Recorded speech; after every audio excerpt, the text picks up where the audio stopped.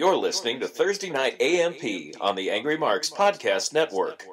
I don't want Will to talk about this any more than he's comfortable with, and we've kept him on for a half hour talking about it already. But if he has any closing thoughts on, the next step for not only him but for anybody going to see a premiere movie or going to a midnight screening, it's just basically to let him sum it up. What's next from this point? Well, what I will say is this, and it may sound corny, it may sound cliche, but, this is one of those times where it doesn't really matter. I have been to multiple midnight showings, and, eventually I will be able to sleep again, and one day I will be able to go back to a midnight showing. I don't want, if James Holmes' intention was to ruin the movie-going experience for you, you know that the best thing you can do to a bad guy is prove them wrong. And I don't want anybody to feel like they're not safe in their world, that they can't just go to a movie theater and enjoy the movie and enjoy overpriced popcorn and, get that midnight experience with all the other geeks.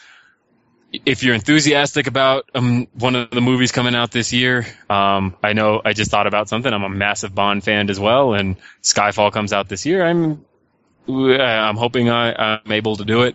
But, if you're a moviegoer, if you love these kinds of things, don't let him have the satisfaction of ruining the movie-going experience for you. I'm not going to let it happen to me, and I really hope that all of you don't let it happen to you. I think that's very well said, and I don't think it's cliche at all. That's why I still went on Friday at midnight. I'm like, I'm not going to let Holmes take this away from me. I'm still going to see this movie. Even though I wasn't there for the opening night, it still resonated with me because it was a midnight showing. So I felt like the ghost of it haunting me the whole time. And once the movie started and I got into it, I won't say it completely disappeared from my mind, but I did allow myself to embrace the experience and pop for the scenes where something great happened. Like you were talking about how the timing of the incident fell upon the same time where Selena Kyle had set up the congressman in the bar. And, we're not going to give spoilers on the air for people who haven't seen it, but she just starts delivering some great lines in that scene. And I found myself laughing uproariously at everything she said. And that was the moment where I knew that this hadn't changed my movie-going experience, that I could still go and enjoy a movie. And for you, more so than me, I want that to be true because this touches you in a way it will never touch me. So I hope you can continue to enjoy movies and midnight showings from this point on. And I appreciate it. And you know what? Honestly, all it took for me to enjoy the movie once I went back and saw it was just getting past that scene. I mean, I had nerves all the way up until that scene, and kind of, I don't know, my heart was racing, pounding out of my chest. Once we got past that scene, though, I just felt like I could enjoy this now. I can enjoy it. We're past it. That part will probably give me nightmares for the rest of my life once I own it on Blu-ray and once I'm watching it 15 years from now on a Saturday for no reason. I'm sure it'll still bring back memories. But as far as going to the movies and just having a good time, I'll never let him take that away from me. Indeed. Amen to that. And one last note, I guess, and then I'll let you, if you want to make another plug or two, we'll let you do that before we let you off the air tonight. But even if you can judge the movie with all the other things that have gone on and the experience you've had, how would you say you compare it to the first two movies in this trilogy? Do you think it's as good, better, worse? Where would you rate it if you can? Ooh, see, and now by doing that, I'm spoiling the next episode of Now Playing Now. But I will say that it's good. It's really good. Would I say it's as good as Batman Begins of the Dark Knight? Probably not. But I also think those are two of the greatest movies of all time. How can anything be? So it's tough, but I did really, really love it. The only thing I can warn you against for The Dark Knight Rises, without spoiling anything, I will say, if you have not seen Batman Begins, if you are one of many, many, many people who only saw The Dark Knight, The Dark Knight Rises is going to confuse the hell out of you. If you don't know if you've never seen Batman Begins, there are a lot of details that are like, what significance is the League of Shadows to anything if you've never seen Batman Begins? Who the hell is this guy who's acting as a judge. Who is this guy? You know, there are a lot of things that are like insignificant to you if you've never seen Batman Begins. Watch the other two movies before seeing it. That is one thing I'll say about that movie. If I could make a quick plug, I suppose, my movie review show Now Playing Now with myself, Darren Reynolds, and Brandon Burge and Heidi Vio. It's been off the air for about a year and a half, pretty much since the day I left Colorado. And I only moved back to Colorado recently, and we're picking the show back up very, very soon, like in the next week or so.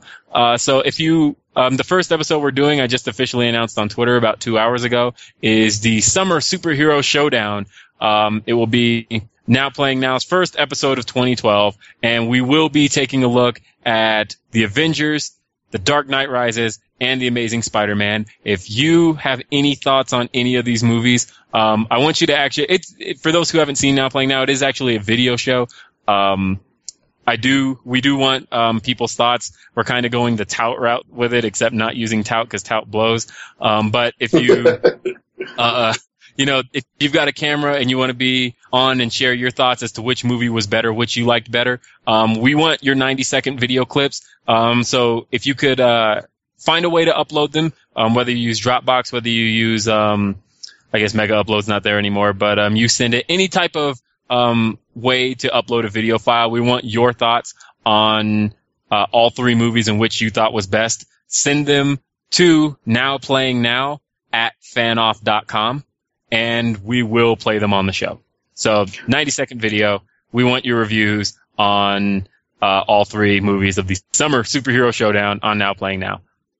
Well, Will, you're probably going to be getting a submission from me then, because as a movie buff like you, I have seen all three movies, so I think I can do you the solid for being on our show tonight and give you a 90-second video with my thoughts on all three movies and submit it to Now Playing Now. If you use it, use it. If not, I'm all good either way. But I want to say thank you for being on, and I'll be happy to do a video. Stevie will absolutely use it. Oh, okay. Well, that's all good. Maybe Peter will do one too. I know he's been all into the tout. He even did a tout live during our show, but it's tout times 6, Peter. It's much better. So do your 90 seconds if you've seen all three as well. I'll see what I can do. I'll use my YouTube channel, The Hardcore Canadian. All right, very good. Right. And anything else besides Now Playing Now you want to plug? Fanoff.com, RBR, anything else before we let you go?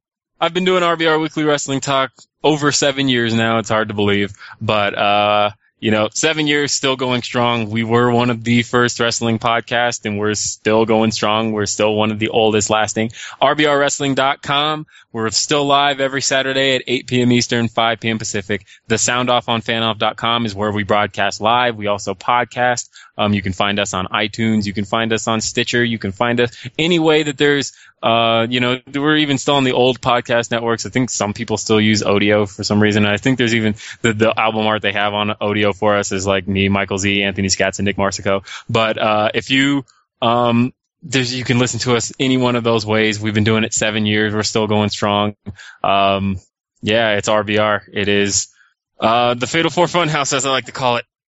Still going. Still doing it. And this shows you how far back I go with William Morris. I still remember when the show was called Rocket Buster Radio. Yeah, that was the original name. And the only reason we dropped the name is because nobody gets it anymore. Even though Taz is now a commentator on Impact Wrestling every single week. Yeah, exactly. But it's like, what the hell's a Rocket Bust and what does it have to do with wrestling? And I'm like, all right, nobody gets the name anymore. We're just going to shorten it to RBR. There, I just exposed the reason that we just became RBR. another spoiler right here on the Thursday night AMP. But Will, again, thank you so much for your time, and I'm glad to hear you laughing tonight because it makes me feel better about the whole thing you went through, that you still have laughter in you and that you're able to, even though it's a nightmare and it's going to bother you for some time, that you're able to still go on with life and still enjoy life. And you and Corinne and your young child are going to have many wonderful days of laughter ahead, and I just know this for a fact. All right, thanks for having me. Speaking of that child, it's time for her bath and bedtime. So thanks for having me, Steve. Yeah, I appreciate it. No problem. Have a good night. All right, that was William R. Washington. You're listening to the Angry Marks Podcast Network. You're listening to Thursday Night AMP on the Angry Marks Podcast Network.